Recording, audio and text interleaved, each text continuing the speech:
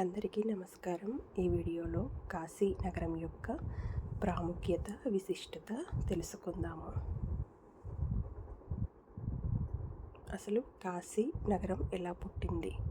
కాశీ అంటే అర్థము ప్రకాశము. పురాణాల ప్రకారం పరమశివుడు తన త్రిశూలంపై ఈ నగరాన్ని నిర్మించాడు అని చెబుతారు. అంటే ప్రళయం వచ్చినా సరే కూడా కాశీ నశించదు, నాశనం అవ్వదు అని భక్తుల విశ్వాసం. ఇది శివుని యొక్క నిత్య నివాస ప్రాంతము. కాశీ విశ్వనాథుని మహిమ. 12 జ్యోతిర్లింగాలలో ఒక జ్యోతిర్లింగం కాశీలో వెలసినది. ఇది అత్యంత పవిత్రమైనది. ఈ ఆలయంలో విశ్వనాథుడు భక్తుల కోరికలను తీర్చుతాడని నమ్మకము.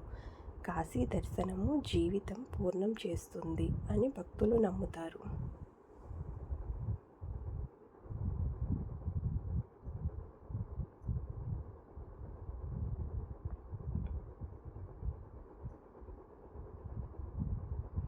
మణికర్ణిక ఘాట్ రహస్యము. ఇక్కడ ఎంతో ముఖ్యమైన ఘాట్స్ ఉన్నాయి. వాటిలో ఒకటి ముఖ్యమైనది మణికర్ణిక ఘాట్. ఇక్కడ చితాగ్నులు ఎప్పుడు ఆరిపోవు. అంటే ఇక్కడ మరణించిన వారికి శివుడు సాక్షాత్ ఆయనే వచ్చి తారక మంత్రం చెవిలో చెప్పి మోక్షం ప్రసాదిస్తాడని పెద్దవాళ్ళు నమ్ముతారు. అందుకే ప్రతి ఒక్కరు తమ జీవితంలో చివరి దశలో కాశీలో చనిపోవాలి, కాశీలో ఉండాలి అని అందుకే అనుకుంటారు. అన్నపూర్ణమ్మ కరుణ. ఈ ఆలయంలో అన్నదానం అనేది మహాదానంగా చెబుతారు. సాక్షాత్తు ఆ పరమశివుడికే భిక్ష ఇచ్చిన తల్లి అన్నపూర్ణమ్మ. అన్నం అంటే పరబ్రహ్మ స్వరూపమని ఈ కథ చెబుతుంది.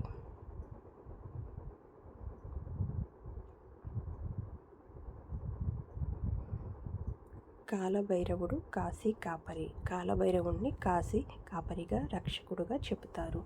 ముందుగా ఎవరైనా సరే కాశీ వెళ్ళినప్పుడు కాలభైరవుడిని దర్శించి తరువాత విశ్వనాథుడిని దర్శించాలి అని భక్తులు నమ్ముతారు.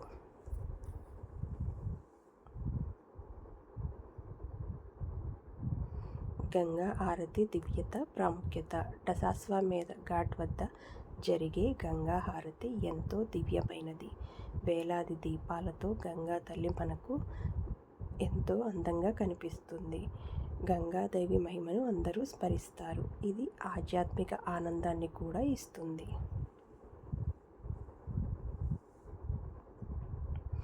కాశీని త్రిశూలంపై నిలిచిన నగరంగా చెబుతారు. కానీ కాశీలో ముఖ్యమైనది విషయం ఏమిటి అంటే కాశీ శివుడి త్రిశూలంపై నిలిచి ఉండడం వల్ల ప్రళయం వచ్చినా, ప్రకృతి వైపరీత్యాలు వచ్చినా కూడా రక్షించబడుతుంది. అందుకే దీనిని ఆనందవనం అని కూడా పిలుస్తారు. తారక మంత్రం రహస్యం. కాశీలో మరణించిన వారికి శివుడు చెవిలో మోక్షమంత్రం చెబుతాడు అని పురాణాలు చెబుతున్నాయి. ఇది కాశీని మోక్ష నగరంగా నిలబెడుతుంది.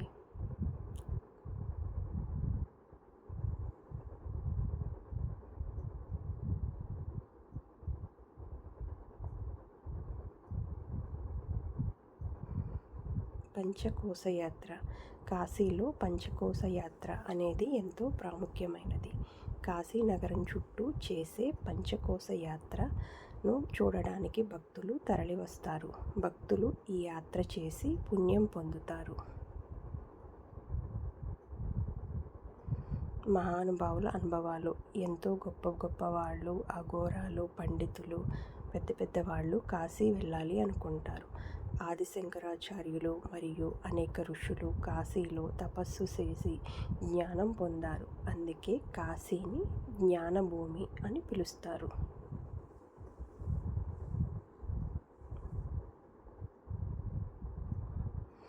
కాలభైరవుడి అవతారం కథ.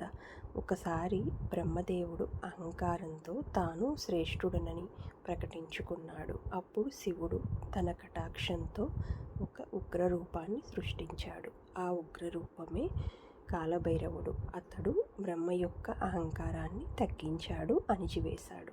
తర్వాత శివుడు అతనిని ఆశీర్వదించి ఇలా అన్నాడు: కాశీ నగరానికి నీవే ఇప్పటి నుంచి కాపరివి. అప్పటి నుంచి కాలభైరవుణ్ణి కాశీ పట్టణం యొక్క కాపరి అని పిలుస్తారు.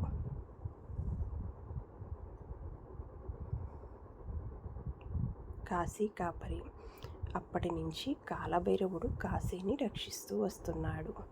పురాణ కథల ప్రకారం కాశీకి వెళ్ళిన వారు ముందుగా కాలభైరవ ఆలయంలో దర్శనం చేసి తరువాత విశ్వనాథుడిని దర్శించాలి. ఎందుకంటే కాలభైరవుడి యొక్క అనుమతి లేకుండా కాశీలో ఎవరికీ నివాసం ఉండదని అంటారు. అంటే మనం కాశీని దర్శించినప్పుడు మనం కాశీలో ఉండాలి అంటే కాలభైరవుని యొక్క అనుమతి తప్పక తీసుకోవాలి అని అర్థము.